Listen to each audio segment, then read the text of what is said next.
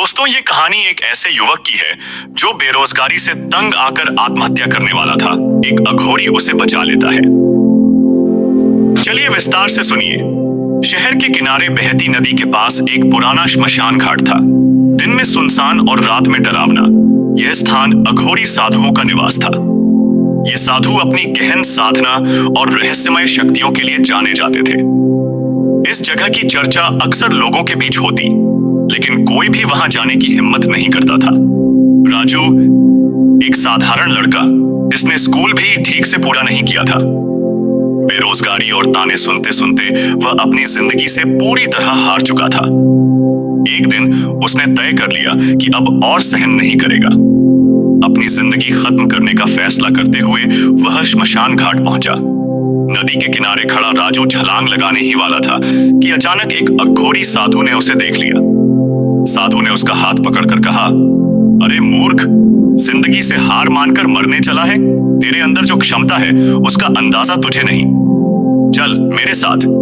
अघोरी ने राजू को अपने झोपड़ी जैसे ठिकाने पर ले जाकर बैठा लिया। उसने राजू की पूरी कहानी सुनी, फिर गंभीर स्वर में कहा, तुझे लगता है कि तेरी जिंदगी बेकार है, लेकिन मैं तुझे एक नई जिंदगी दूंगा। मैं तुझे ऐसी ताकत दूंगा कि तू खुद को और इस समाज को बदल सके, लेकिन इसके लिए तुझे मेरी हर आज्ञा माननी होगी। राजू ने सोचा, जिंदगी में वैसे भी कुछ बचा नहीं है, चलो इसे भी आजमा लेते हैं। उसने साधु को अपना गुरु मान लिया। उस रात श्मशान घाट का माहौल और भी डरावना हो गया। हवा में अजीब सी गंध थी और हर तरफ सन्नाटा। साधु ने राजू को अपनी साधना में शामिल किया। वह उसे गहरे जंगलों और श्मशान की दूसरी तरफ ले गया, जहां एक बड़ा पीपल का पेड़ था। वहां साधु ने राजू को मंत्र दिए और कहा, यह साधना सिर्फ ताकत पाने के लिए नहीं है, इसके साथ तुझे आत्मा की गहराई को समझना होगा। अगर तेरा मन डगमगाया तो यह साधना तुझे निगल जाएगी। कुछ हफ्तों की कठिन साधना के बाद राजू में बदलाव दिखने लगा। उसकी आंखों में आत्मविश्वास था, उसकी हरकतें तेज और सटीक थीं।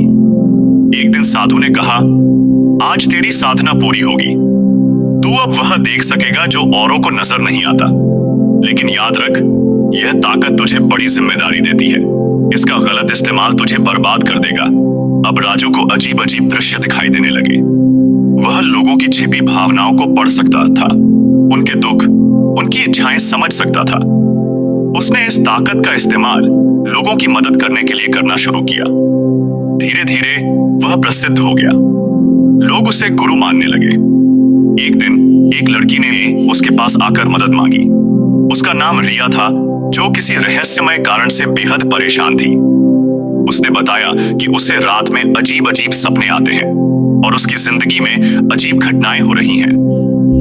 रिया और राजू के बीच बातचीत के दौरान राजू को एहसास हुआ कि रिया की परेशानियों का कारण किसी और की साधना थी। वह जान गया कि यह वही अघोरी गुरु है जिसने उसे यह शक्ति दी थी। राजू अब दौराहे पर था।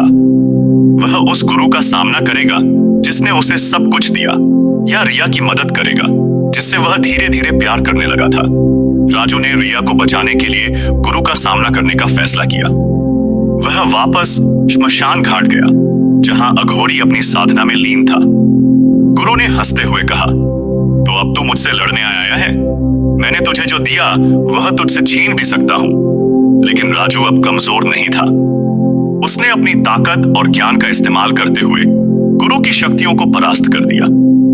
उसने रिया को बचा लिया और गुरु को यह वादा करके जाने दिया कि वह अपनी शक्तियों का इस्तेमाल अब दूसरों की भलाई के लिए करेगा। राजू ने रिया के साथ एक नई जिंदगी शुरू की।